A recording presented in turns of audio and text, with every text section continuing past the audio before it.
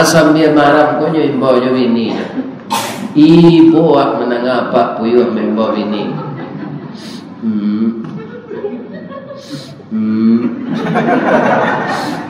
Siapa malam tu? Nam bini ko tak pulang. Sampai talu mana teh lah jadi anak. Ala beraja lo anak kata tabang. Apa tanya nyo kapal, Pak, orang ada mama Pak. Awak mama awak Pak. Itulah nak amang hilang tak tentu rimbu mati tak tentu kubur. Kama ke papa cari sabar senayo nak papa akan lain.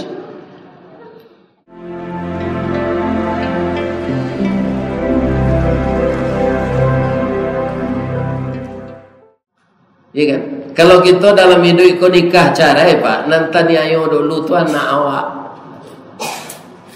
Mungkinlah ibu dengar di YouTube, ya kan? Lalang pak dengar di YouTube. Puyuh bang ko ketek badannya. Bang ko singke ikunya. Bang ko tigo jarinya.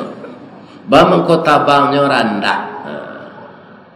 Itu kan contoh alam saya. Lihat kan ada ibu sebabnya. Kalau dah nggak di YouTube kan, puyuh tu ndak dapat kasih sayang dari ibunya. Kira-kira mana telaten apa-apa memelihara anak jo ibu-ibu? Pasti telaten ibu-ibu Pak dari awal. Tapi puyuh tu ndak mendapatkan kasih sayang dari induknya. Karena induknya kok sudah batalu lari saya. Taluannya kok ndak 7 atau 9 ndak soleh. Tu nyo hilang sana. Nan jantan marah minta talu aku. Ya Allah, beri saya kekuatan ya Allah. Sebenarnya yang mengerami telur ini bukan saya, tapi istri saya. Karena telur ini adalah buah cinta kami berdua. Ndak ada istri ambo, biarlah ambo marami ya Allah. Tolong ambo ya Allah. Asam dia marah ko nyo imbaw nyo bini. Ibu ak menangapa puyuh membaw bini.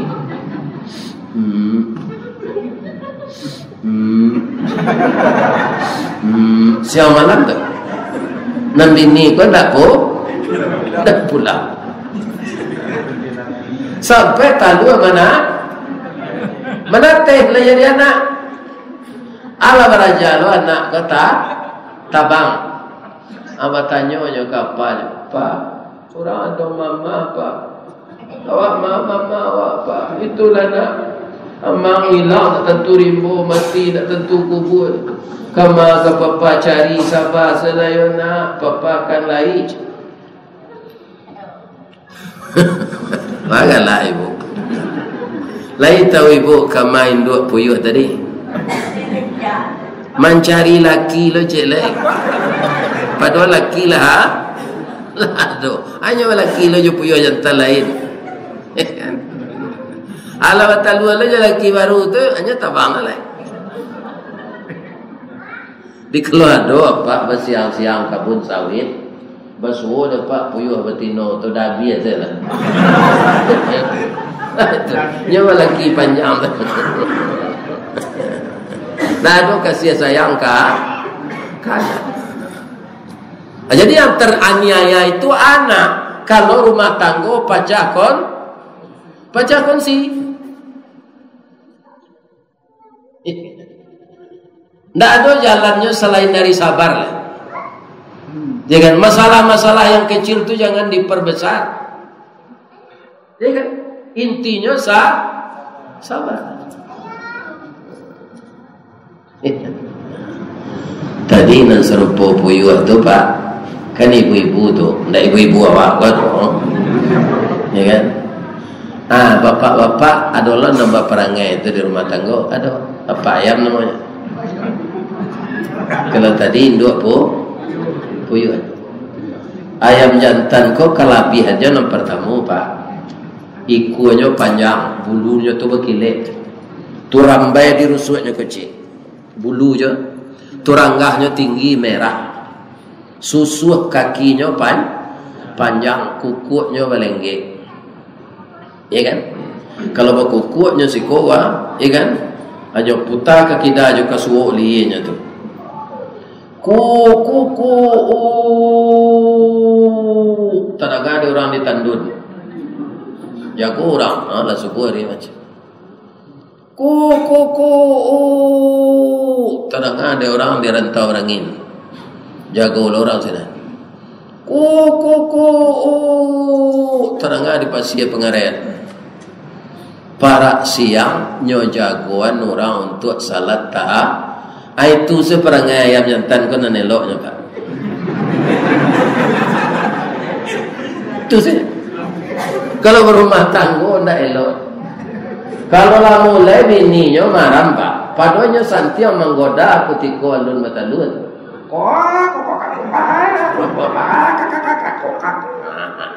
Tunya gareseh dia mudi. Ayam matino ko ndak lama lapor ke Pak Kuar lo lawaga urus. Ayam jantan. Talu sampai talu 20 awak lah maram laki ko nak pulang-pulang. Carilah ibu dia Pak di ayam jantan sama seperangai. Asa bininya lah maram nya nak pulang. Bab itu tu Ustaz, ayam maram ko badan laga kurui hulu tangga awak wamo ndak ketuju dinya lai.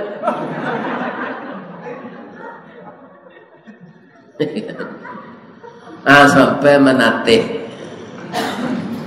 lah pandai lo anak ko mengakeh lah tumbuh hulu suonyo basuo di simpang jalan Keduri siko dah lalamu na udah ndak pulang ambo ndak pendandam kau udah ada anak udah 20 ikut sama gantengnya je udah ke 20 pulang lah udah balik ya sama kita carian anak baru watch.